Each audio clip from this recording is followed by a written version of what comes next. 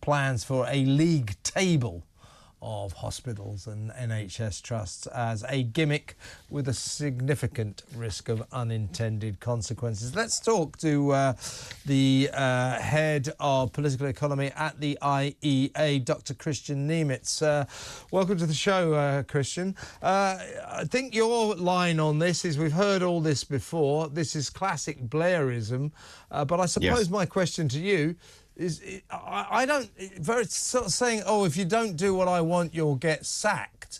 That's all very well. That may be some kind of impetus, but the point is are these people actually able to do what you want them to do? And I suspect they won't be able to. Yeah, so on the first point, first of all, this really is just reheated Blairism. I can't see what's really new about these proposals. Something almost exactly like that happened in the early Blair years, in the early 2000s. That was the idea at the time, that you would publish league tables of the performance of NHS trusts. They were called star ratings in Tony Blair's days. And the idea was also that you would sack underperforming managers. And I think this did happen at the time.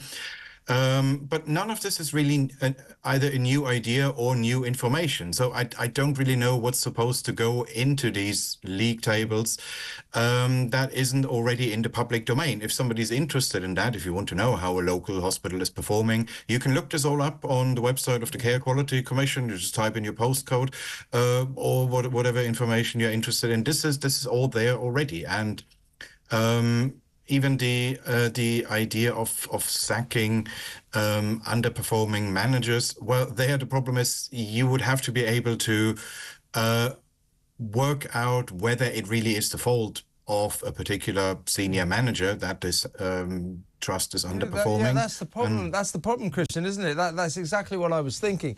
You know, it's all very. Here's the sort of premise of this initiative.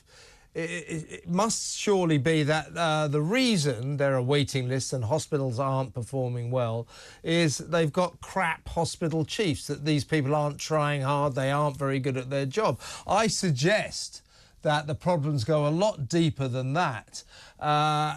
So West Streeting is assuming if I threaten to sack them, then they'll raise their game and they'll reduce the waiting list. Well, I don't think they'll be able to. So this is just a sort of disciplinary approach to a problem that is far more complicated than that.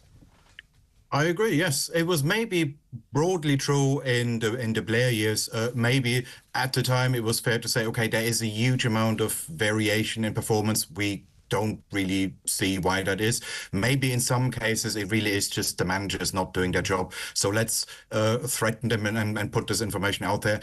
In those circumstances, maybe yes, but whether that is still applicable nowadays, that's a different story. So we wouldn't want to run any other part of the economy in such a way. So imagine having, if say, a restaurant has bad Google reviews, we wouldn't want some government minister to say, okay, I'm going to sack the manager of this restaurant.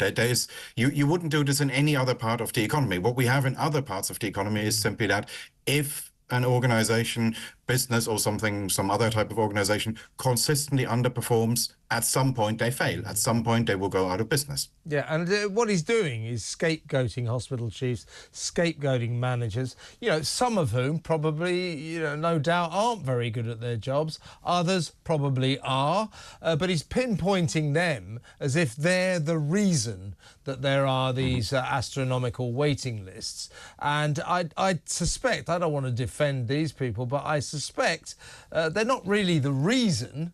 They're trying to cope with a historical situation, probably largely caused by the COVID crisis, and to just say if you don't raise your game, you get sacked, and then convince yourself that that will get them to reduce waiting lists, it's pie in the sky, isn't it? But there may well be some individual hospital trusts where it really is true that the problem is just that there's a senior manager somewhere who isn't doing their job.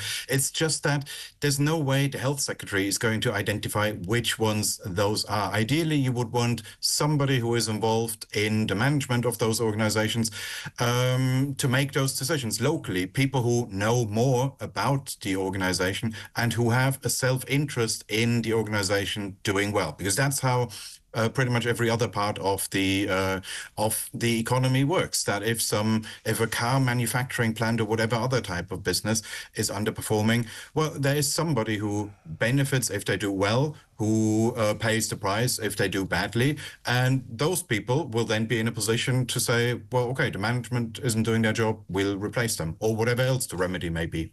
You're an economist, Kristian. The Labour government has gone down that stupid road that Labour governments always do. Tories almost as bad, but they've immediately gone, oh, it's the NHS. They're having all these troubles. Let's hurl a load of money at it. Here's 22 billion quid. That you might as well set fire to that for all the good it will do. Into the NHS money pit. When are these politicians going to learn that just chucking money at the NHS isn't going to cure its problems?